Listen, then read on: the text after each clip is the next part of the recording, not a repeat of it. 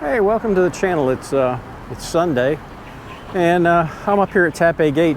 Yesterday somebody asked me to check on a coffee shop called Sit Down and Shut Up, and I looked on Google last night. I couldn't really tell where it was, but I got a pretty good idea, so I figured I'd walk that way today. And I've got a story that I'm going to tell you about a bizarre shooting that I worked back in the 90s. It's kind of interesting.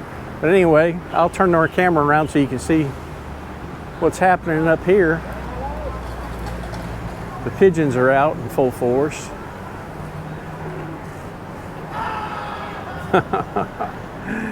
Can't understand the fascination with pigeons, but it's there. Anyway, I want to thank everybody that's joined the channel and left comments and liked the videos. It's really helped the channel out a lot. Growing a whole lot faster than I thought it would. But anyway, we're going to walk down here to Soi 5 and then head left if I can find it, and see if we can find this coffee shop. But the story I'm going to tell you about today was back in the mid-90s, as best as I can remember, and it was right before, maybe about 3 weeks before Christmas. And usually during that time before Christmas, we usually have a lot of crime. We have a lot of robberies and snatch and grabs and things like that. But this particular year, we were having 2 and 3 armed robberies a night, which is very unusual. And there are all these mom and pop stores out in the country. And I went out and interviewed quite a few of the victims, and each one of them had told me that a lone gunman had come in wearing a mask, shoved a gun in their face and demanded money. And each one of them described the gun as being a small caliber automatic pistol with a blue steel, but it had a silver barrel, so it was kind of unique. But anyway, we developed a suspect, and what our plan was, we were going to try to catch him in the act. And back in those days, I mean, everybody knew the cars we drove and stuff, and we had to get a little bit.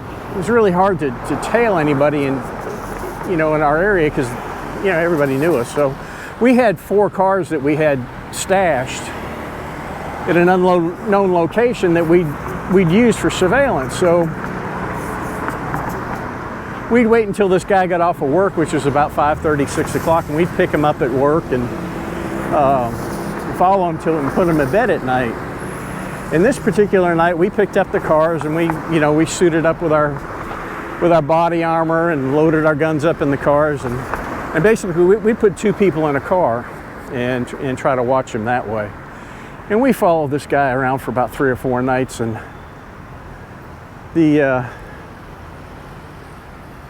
one particular night we had followed him to his house and put him to bed. And just as we put him to bed, a call came in over the radio of a shooting up in the north end of the county. So we all piled in the cars, and all 8 of us headed up there. And it was a pretty good distance from where we were at. And it was in a really, pretty nice subdivision, kind of upper middle class subdivision. It was way back in the back. And we get out there and pull up to the house, and the patrol officer's already out there, and he's got a woman standing out in the front yard.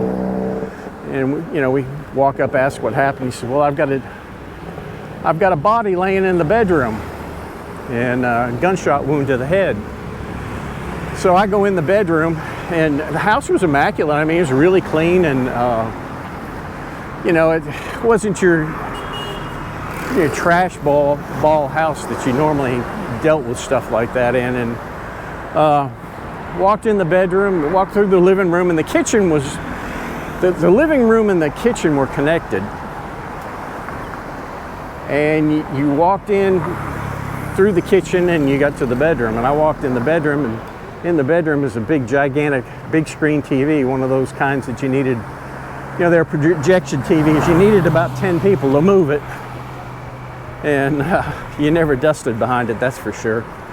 But anyway, I walk in the bedroom, there's the bed in there and the TV set and the dresser, and I've got the body laying facing the wall. Hey, I think this place is going to be down here. But and there was a revolver on the bed, and you know, the guy's laying face down. You obviously see that there's no life back in him, and EMS had already been there and, you know, declared him dead and left. So I walk back outside, and the other guys go in and they take a look. We don't disturb anything. We wait for, you know, people to come and collect evidence before we start moving things around. So I walk back out, and the lady's there with the officer, and I get her and start talking to her, try to find out what happened. And they were boyfriend, girlfriend. They both had decent jobs, and he didn't live there, but he came over just about every night. And sometimes he'd stay the night, sometimes he didn't. He had an apartment on the other side of town. And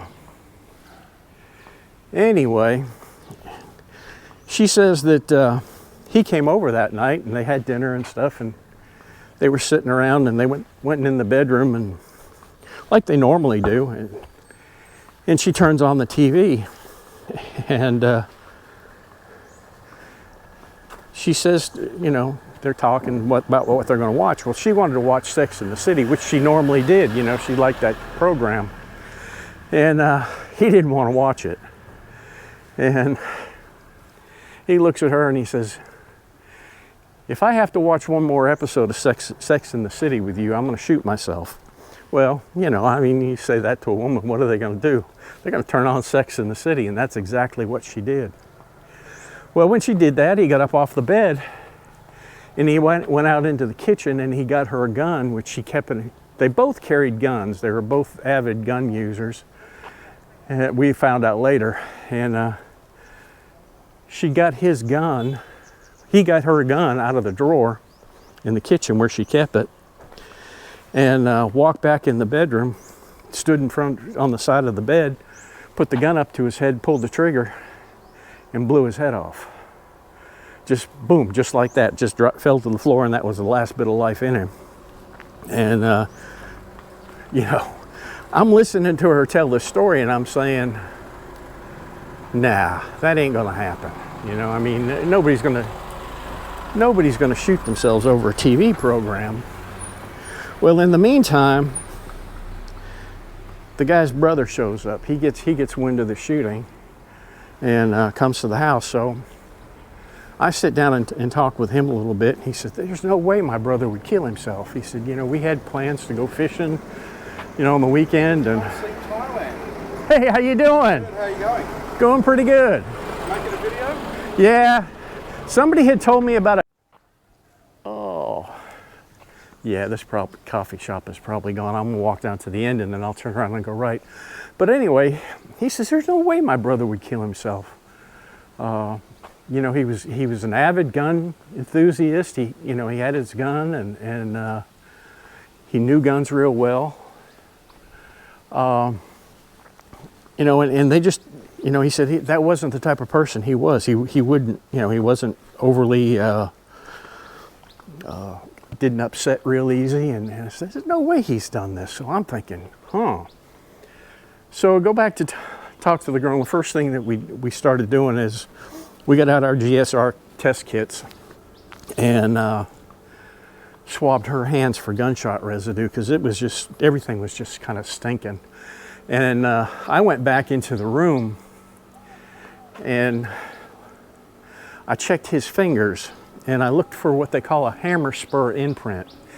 And usually when a person, I'm gonna have to get away from this music. Hey. I don't know, he's having a good old time. But usually when a person will kill themselves with a revolver or even an automatic, they'll cock the hammer back.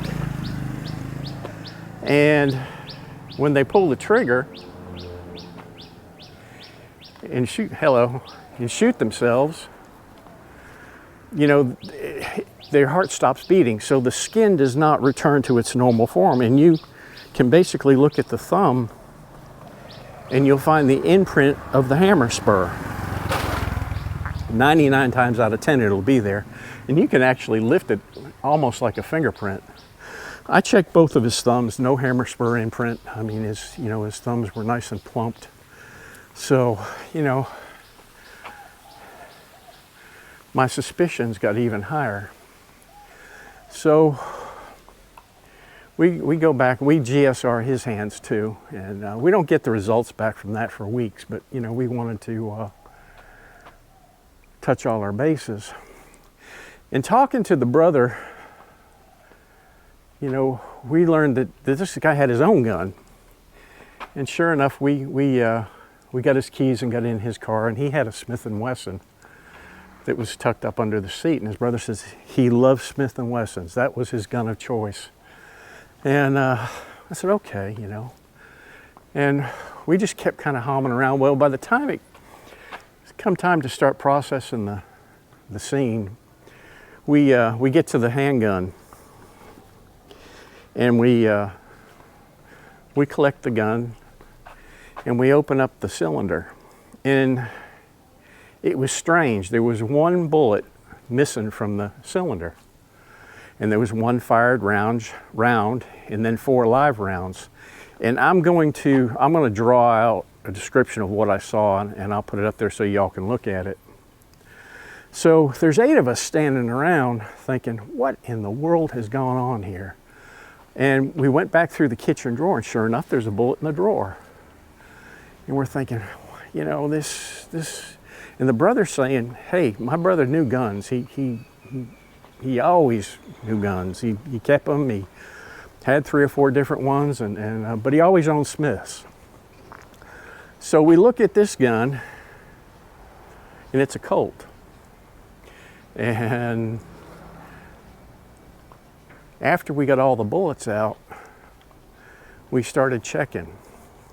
And all of us are just, 8 of us are just standing there, you know, scratching our heads and thinking, you know, what's going on? Well, after about 30 minutes of us hem-hawing around there looking at the guns and discussing things, we realized that a Smith & Wesson revolver, when you pull the trigger, the barrel or the cylinder rotates either clockwise or counterclockwise. I believe it's clockwise. The Colt rotates in the opposite direction. He was a Smith & Wesson owner. She was a Colt owner. What he had done is he had walked out into the kitchen. He had taken the bullet out of the gun, and he had put it so it would, what he thought would fall on the dead cylinder. He walked back into the bedroom, stood in front of her, and he pulled the trigger and got the surprise of his life. He didn't know that a Colt turned in the opposite direction, and it took his life right there. And you know, we're all just kind of standing there in awe, you know, when we figured out what exactly happened. But you know, I'd never seen anything like it. You know, it's just you run up on things as a cop that just are so bizarre, and this was one of them. You know, here's this guy. They were both in their mid-30s. You know, had their whole lives ahead of them, and just his life ended right there in that bedroom over Sex in the City. You know, it's pitiful. And people, you know, I'm not a gun fanatic. I never have been. I had a bunch of them. They were all for work. Basically, you know, I kept them in the car. As a detective, sometimes I'd have one strapped on, sometimes I wouldn't. You know, I'd always have one, you know, where I could get to it real quick. But, you know, I wasn't one of those ones that had to have one next to me every minute of the day, or I didn't feel safe. But you know, it was just a tragic death that didn't need to happen, and it was all because of, you know, playing with a gun. I can't stress enough that a gun's not a toy, and you don't play Russian roulette with yourself. Because this guy got a rude awakening, and the girl was devastated. You know, I don't think she ever fully recovered from what she saw right in front of her own eyes. You know, the guy walks in and puts a gun up to his head and takes half of his skull off. You know, it's just unreal. And the brother was just, you know, we had to convince the brother what happened, because he was trying to say that she murdered him. And you know, when we sat down and explained to the brother and showed him the guns, and he just broke out bawling. You know, he couldn't fathom what had happened. And it's a sad situation. But that's one of my oddball stories. And it turns out that the guy that we were following him one night, and a robbery happened, and we were watching him. And we were following the wrong guy for like 4 or 5 nights. And we ended up catching the other guy, the guy that was doing it, about 2 days after Christmas. And this will be another story that I'll tell. The guy ended up killing 2 people, and we got into a shootout with him and ended up shooting him a couple times. He lived through it, but he died in prison.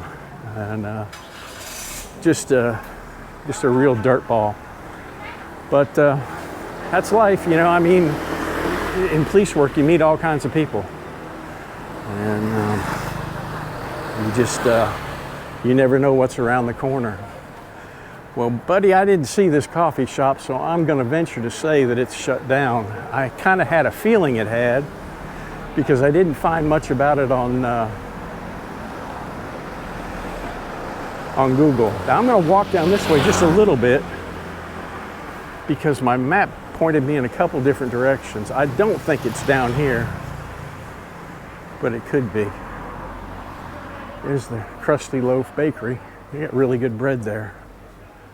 And the Irish pub right next door. Good food. Yeah, I don't think it's down here. Now there's a little coffee shop I'm going to show you on the right. It used to be a coffee shop, but now he just makes, just sells pounds of coffee, and he roasted himself right there, the old-fashioned way, with a fire.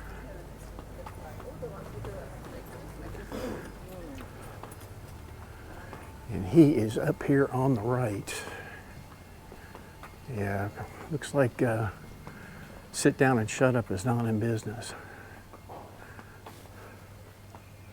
Yeah, here's his coffee shop. You just ring the bell and he'll sell you a pound of coffee. Mountain Coffee by Noi. It's really good coffee.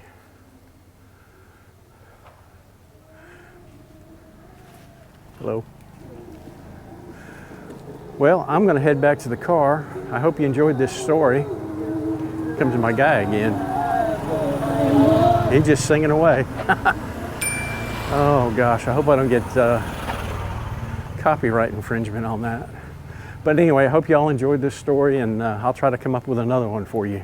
We'll see y'all later. Bye-bye.